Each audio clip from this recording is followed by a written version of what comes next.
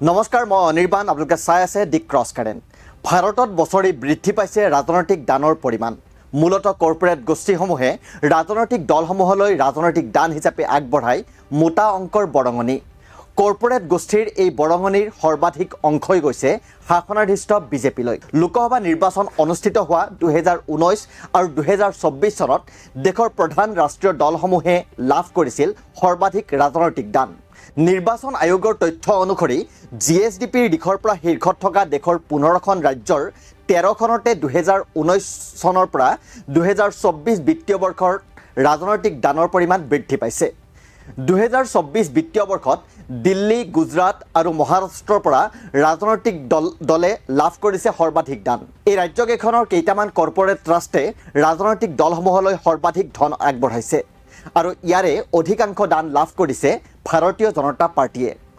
2019 আৰু 2024 চনত ৰাজনৈতিক দলসমূহে লাভ কৰা দানৰ পৰিমাণ আন বছৰবোৰতকৈ বেছি নিৰ্বাচন আয়োগৰ তথ্য অনুসৰি 2024 বিত্তীয় বৰ্ষত সৰ্বাধিক ৰাজনৈতিক দান দিল্লীৰ পৰা পোৱা গৈছিল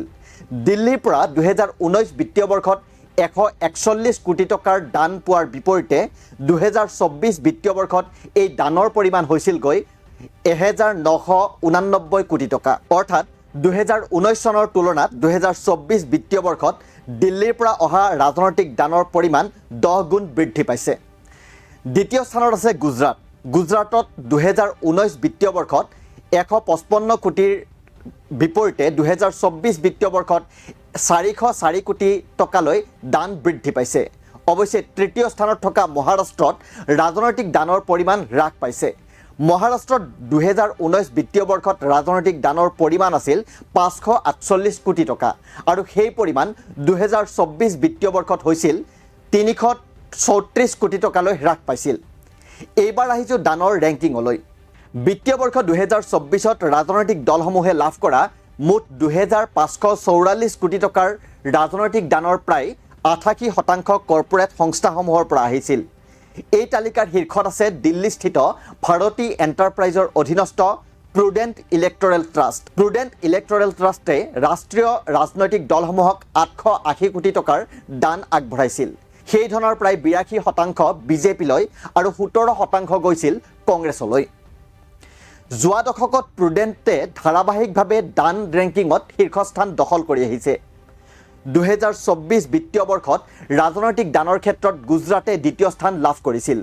গুজৰাটৰ আহমেদাবাদত থকা বৃহৎ নিৰ্মাণ সংস্থা DRA ইনফ্ৰাকনে 50 কোটি টকা বৰঙণি আগবঢ়াইছিল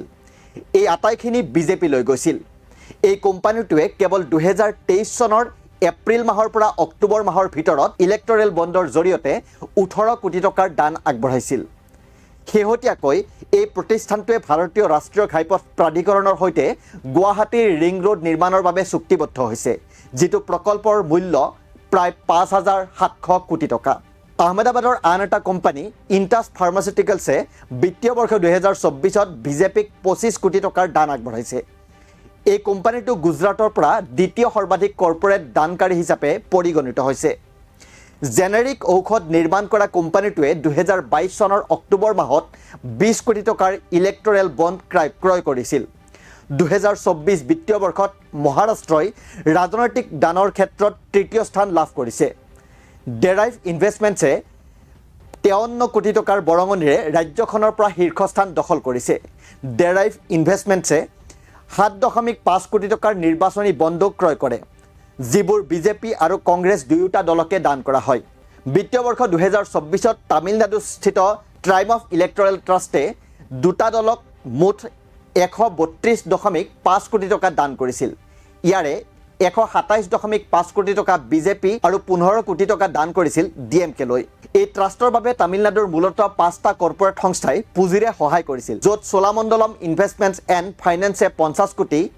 CG পাৱাৰ এণ্ড ইণ্ডাষ্ট্ৰিয়েল সলিউশ্যনে 30 কোটি আৰু কৰমণ্ডল ইণ্টাৰনেশ্যনেল লিমিটেডে 25 কোটি টকা আগবঢ়াইছিল